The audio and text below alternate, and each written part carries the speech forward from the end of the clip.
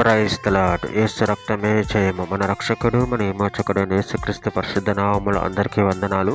చిన్న ప్రార్థన ద్వారా ఉదయకాల వాక్య దానం చేసుకుందాము. పరిశుద్ధుడ మహాగణుడు అనే దేవ యేసయ్య, సర్వాధికారి నాయన మీకే వేలాది వందనములు కృతజ్ఞత స్తుతి స్తోత్రం చెల్లించుకుంటాను తండ్రి. నేను ఉదయకాలం ప్రభువా వాక్య భాగం దానిస్తుండగా వాక్య భాగం మాకు అర్థమవునట్లు సహాయం చేసి మీ కృపలో బలపరిచి మీకు మాదిరిగా మమ్మల్ని నడిపించి మీ చిత్తమునే మా జీవితంలో జరిగించమని ఈ చిన్న ప్రార్థన యేసుక్రీస్తు అతి పరిశుద్ధ నామములో అడిగి వేడుకుంటున్నాను తండ్రి. Amen amen. యెషయా గ్రంథం 42వ అధ్యాయం 13వ వచనం. యెహోవా శూరుని వలె బయలుదేరును, యోధుని వలె ఆయన తన ఆసక్తి రేపుకొనును. ఆయన హూకరించుచు తన శత్రువులను ఎదిరించును, వారి ఎదుట తన పరాక్రమమును కనపరుచుకొనును. ఆమెన్. దేవుడి వాక్య భాగం దీవించును గాక.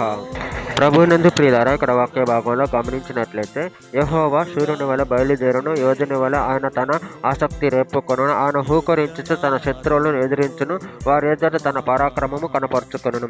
అదేవిధంగా వాక్య భాగంలో గమనించినట్లయితే ఇర్మీయా గ్రంథం 25వ అధ్యాయం 30వ వచనం. కాబట్టి నువ్వు ఈ మాటలన్నిటిని వారికి ప్రకటించి ఇలాగ చెప్పవలెను, ఉన్నత స్థలంలో నుండి యెహోవా గర్జించుచున్నాడు, తన పరిశుద్ధాలయంలో నుండి తన స్వరమును వినిపించుతున్నాడు, తన మంద వెయ్యి స్థలములకు విరోధముగా గర్జించుతున్నాడు, ద్రాక్ష గానుగను త్రొక్కు వారు వలె అర్చుతూ ఆయన భూలోక నివాసులందరికీ విరోధంగా ఆర్పాటించుతున్నాడు. నహూము గ్రంథం 1వ అధ్యాయం 2వ వచనం. యెహోవా రోషం గలవాడు, ప్రతీకారం చేయువాడు, యెహోవా ప్రతీకారం చేయను, ఆయన తన మహోగ్రత గలవాడు, యెహోవా తన శత్రులకు ప్రతీకారం చేయను, తనకు విరోధులైన వారి మీద కోపం ఉంచుకొనును. యెషయా గ్రంథం 31వ అధ్యాయం 4వ వచనం. యెహోవా నాకు ఇలాగ సెలవిచ్చి ఉన్నాడు, తప్పించుటకే గొర్రెల కాపుర సమూహం కూడిరగా సింహము కొద సింహం వారి శబ్దానికి భయపడుకో, వారి కేకలకు అధైర్యపడుకో, తనకు దొరికిన వాని మీద గర్జించినట్లు సైన్యములకు అధిపతి యెహోవా యుద్ధం చేయుటక సీయోను పర్వతాల మీదకి దాని కొండల మీదకి దిగి వచ్చును. యోవేలు గ్రంథం 3వ అధ్యాయం 16వ వచనం.